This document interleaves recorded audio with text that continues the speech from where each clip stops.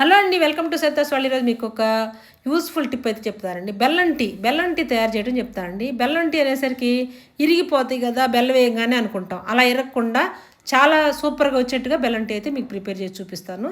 మామూలుగా ఒక గిన్నెలో వాటర్ తీసుకోవాలి, ఒక గ్లాస్ వాటర్ తీసుకొని దానిలో అల్లం, యాలకులు దంచేసి వేసేసుకున్నాం ఒక స్పూన్ దాకా. తర్వాత టీ పొడి ఒక 3 స్పూన్ దాకా వేసుకోవాలి. వేసేసుకొని బెల్లం కూడా మనం 3 స్పూన్ దాకా వేసుకోవాలండి. అవసరమైతే కొంచెం తక్కువ తాగేవాళ్ళు కొంచెం 2 స్పూన్ దాకా వేసుకోవచ్చు. తర్వాత మనం పక్కన పాలు కూడా కాబెట్టుతూ ఉండాలి. ఈ టీ మరిగే లోపల పాలు కూడా కాగాలండి.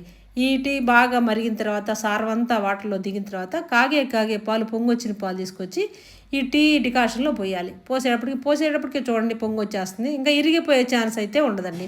సూపర్గా అయితే మనం ప్రిపేర్ చేసుకోవచ్చు. చక్కగా వేయంగానే కనుక పొంగు వచ్చేసిద్ది. మనం తీసేసుకొని చక్కగా మనం అడగట్టుకొని కానీ టీ తాగామంటే సూపర్గా ఉంటుంది. ఇరిగిపోవడం అనే సమస్య లేకుండా సూపర్గా అయితే బెల్లం టీ తాగొచ్చు.